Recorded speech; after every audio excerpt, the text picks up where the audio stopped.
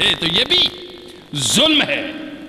محبت، سنیے ذرا، ایمان بغیر اطاعت کے اور محبت بغیر اتباع کے، یہ دونوں قابل قبول نہیں ہیں۔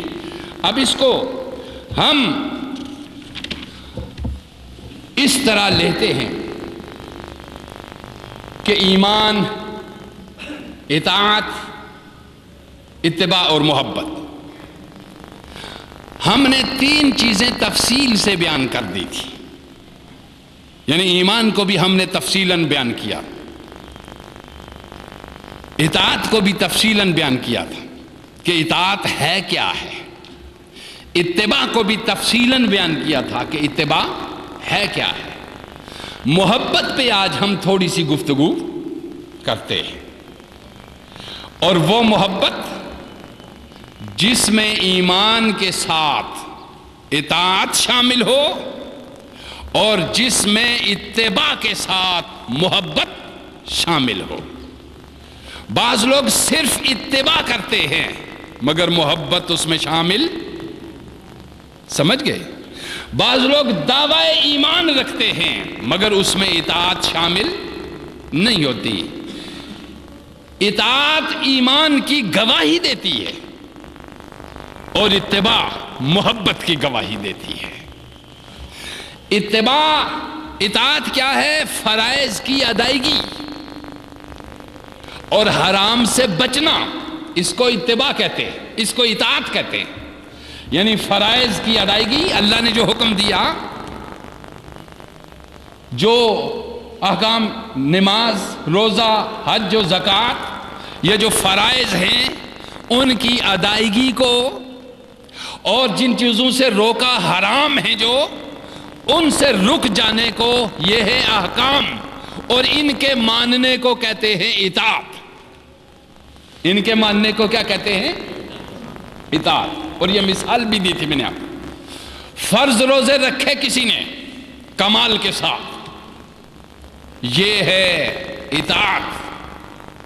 اور اگر کسی نے ہر مہینے کے ایک روزہ رکھا کہ یہ پیر کا دن ہے، اس میں میرے نبی پاک پیدا ہوئے تھے، اس دن کو نسبت ہے آپ سے، یہ ہو گئی اتباع۔ یہ کیا ہو گئی؟ اتباع۔ کسی نے فرض پڑھے، 7 سنت بھی ادا کی تو یہ ہو گئی اتباع۔ کسی نے سنت ادا کی، 7 نوافل بھی ادا کیے تو یہ ہو گئی اتباع۔ چونکہ فرض میں نقص رہ جائے تو سنت کی ادائیگی سے فرض کے اندر کا نقص پورا ہو جاتا ہے، اور اگر سنت میں کوئی نقص یا کمی رہ جائے تو ادائیگی نفل سے اس کی کمی پوری ہو جاتی ہے۔ اور مقصد 4 رکعتوں کے دوران، 17 رکعتوں کے دوران، 12 رکعتوں کے دوران پورے ٹائم نہیں بلکہ کھڑے رکھنا ہے آپ کو، تاکہ کسی ایک لمحے کے لیے اندر سے حرارت اٹھے، اندر سے چنگاری اٹھے، شعلہ جوالہ بنے، اور کسی ایک لمحے آپ کا خالق حقیقی سے یا محبوب حقیقی سے کسی ایک لمحے کے لیے تعلق جڑ جائے۔ یہ ہے مقصد نماز، یہ ہے مقصد نماز، کہ کسی ایک لمحے کے لیے تعلق جڑا جس میں آپ کا دل بھی، آپ کا دماغ بھی، آپ کا جسم بھی، آپ کی روح بھی یکجا ہو چکی تھی۔ اسی نماز کو کہا گیا صلاۃ معراج المومنین، جس میں روح کی الگ معراج ہے، جسم کی الگ معراج ہے۔ جسم کی معراج اطاعت کے اندر ہوتی ہے، جسم کی معراج اطاعت کے اندر ہوتی ہے، دل کی معراج یاد کے اندر ہوتی ہے، اور روح کی معراج محبت کے اندر ہوتی ہے۔ فرمایا نماز مومن کی معراج ہے، چونکہ معراج میں حضور اور پروردگار عالم کے درمیان ایسی حقیقت تھی کہ پروردگار عالم نے ارشاد فرمایا میرے حبیب جب آپ اپنے رب کو دیکھ رہے تھے اور رب آپ کی طرف متوجہ تھا، آپ کا دل بھی ادھر ہی تھا، آپ کا دماغ بھی ادھر ہی تھا، آپ کی سوچیں بھی ادھر ہی تھی، محبوب سراپا تیری توجہ اور تیرا دل ادھر ہی تھا. تو گویا نماز وہ معراج ہے. تو یہ نماز ساری زندگی میں ہر روز اس طرح کی نہیں ملا کرتی.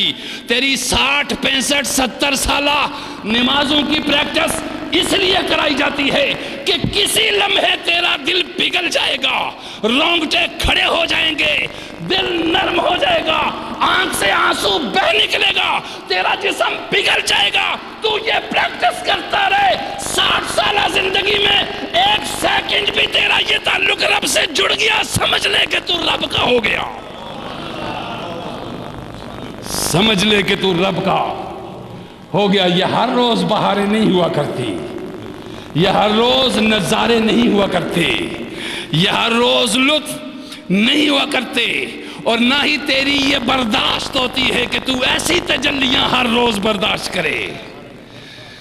اس لیے ارشاد فرمایا گیا کہ ایمان, اطاعت, ظاہر کو نظم میں لانا, اتباع باطن کو منظم کرنا, محبت دل کو موم بنا دینا, پگھلا دینا.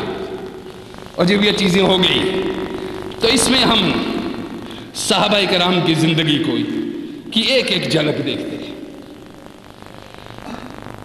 آؤ ہم ان سے محبت کرنا سیکھیں جن کو خدا نے خود اپنے پیارے حبیب کی محبت اور صحبت کے لیے چن لیا تھا.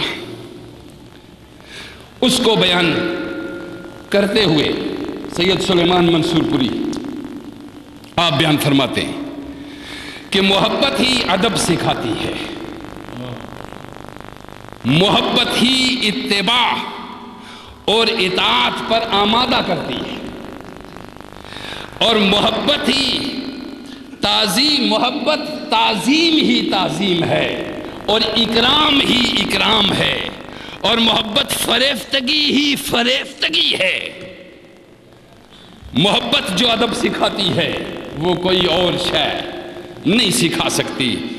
اس کو بیان کرتے ہوئے فرمایا, بیہقی نے ابو قتادہ سے روایت کی ہے کہ نجاشی کا وفد حضور صلی اللہ علیہ وآلہ وسلم کی بارگاہ میں آیا. یہ میں آپ کو سنا رہا ہوں, حضور کی بات سنا رہا ہوں. وفد آیا نجاشی کا کس کے پاس؟ حضور صلی اللہ علیہ وآلہ وسلم, ایک سفارتی وفد. حضور صلی اللہ علیہ وسلم کے پاس اصحاب موجود تھے, لیکن حضور صلی اللہ علیہ وسلم نے خود ان کے بیٹھنے کے لیے جگہ کا تعین کیا, خود بٹھایا, خود ان کی عزت کی, خود ان کا اکرام کیا, خود ان کو دعوت دی, خود ان کو کھانا کھلایا, خود ہی ان کے ساتھ رہے. اصحاب نے عرض کی, یا رسول اللہ صلی اللہ علیہ وسلم ہمیں حکم دیجئے ہم کریں. آقا دو جان صلی اللہ علیہ وسلم نے کیا جواب دیا, ذرا سنیے, یہ جواب سنیے حضور صلی اللہ علیہ وسلم کا. صحابہ نے عرض کیا ہم حاضر ہیں. فرما ہاں, مگر ان لوگوں نے حبشہ میں میرے صحابہ کی عزت کی تھی, اس لیے میں چاہتا ہوں کہ خود ہی ان کی خدمت کروں. ذرا اندازہ لگائیے, ان لوگوں نے حبشہ میں میرے صحابہ کی, کیا بات ہے نبی پاک صلی اللہ علیہ وسلم. میرے اصحاب جب گئے انہوں نے ان کی عزت کی, ان کا احترام کیا, حالانکہ وہ عیسائی وفد تھا. حضور اکرام بھی کہاں کروا رہے ہیں؟ مسجد نبوی شریف میں.